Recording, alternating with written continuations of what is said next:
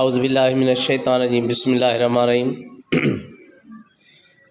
दोस्तों, ख़ासि वीडियो ठाहिण जो मक़सदु न हूंदो आहे, लेकिन कुझु ॻाल्हियूं दिलि खे ॾुखाईंदियूं आहिनि, पोइ तंहिंजे करे दिलि चवंदी आहे त जेकर 5 ॻाल्हियूं कंहिं दोस्तनि जे अॻियां रखिजनि। अॼु जो वीडियो जो मक़सदु इहो आहे त हे जेके नवां फ़नकार निकिता आहिनि, मुंहिंजी मामी जी छोरी दिलि करे वई चोरी, लख जी लानत आहे अहिड़े फ़नकारनि जे मुंहं में। ऐं ॿियो, मां लख जूं लानतूं उन्हनि खे ॾींदुसि जेके शाइर हिननि खे इहे गाना अहिड़ा ठाहे था ॾियनि। ॿियो, लानत उन्हनि ते आहे जे हिननि जी रिकॉर्डिंग कई आहे। भले मूंसां अची साम्हूं साम्हूं विढ़नि, मां हैदराबाद में वेठो आहियां, परे न आहियां। मां अॼु जे जजनि खे अपील कंदुसि ऐं इंतिज़ामिया खे अपील कंदुसि त फ़नकारनि खे बि खुलियो न छॾियो वञे, इन्हनि जी बि थोरी क्लास वरिती वञे, छो जो हे नई नस्ल जेकी ईंदड़ नस्ल आहे उन्हनि खे ख़राबु तबाह था करनि।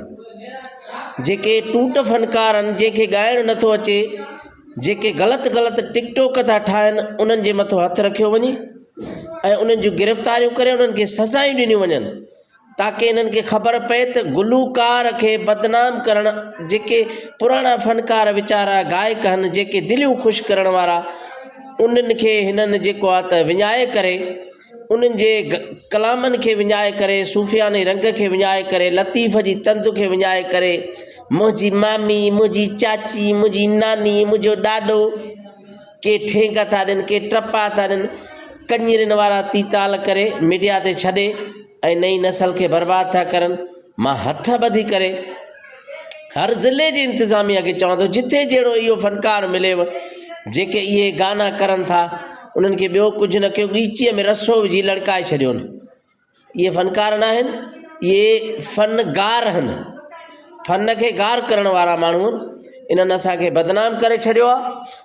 असांखे बिल्कुलु चवां थो त फ़नकार सॾाइण खां बि असांखे शर्म थो अचे ऐं गैरत थी अचे त जेकर असां फ़नकार सॾायूं ई न।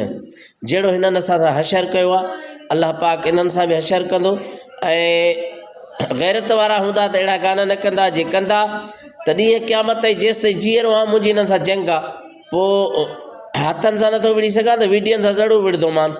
जो कुझु थियणो आहे मुंहिंजे लाइ भली थिए, पर इन्हनि खे मां न छॾींदुसि जेके नई नस्ल था विञाइनि पिया, असांजे पाकिस्तान जी नस्ल जो बेड़ो ग़रक़ था करनि। मां जिथे जहिड़े ज़िले में अहिड़ा टूट फ़नकार आहिनि, मां उतां जे ज़िले वारी गवर्नमेंट खे हथ ॿधी अपील थो कयां त अहिड़नि खे वात में लगाम ॾेई करे गॾह जीअं गेले करे ऐं वञी बंदि कयो, त ख़बर पवे इन्हनि खे त केतिरे वीह सवा अहिड़ा वीडियो कीअं था छॾनि ऐं कीअं था पैसे कमाइण जे लाइ उघाड़ा थी असांखे ॾेखारनि पिया। पाकिस्तान ज़िंदाबाद, जबार पाकिस्तानी जो तमामु पाकिस्तान वासियुनि खे अस्सलाम वालेकुम।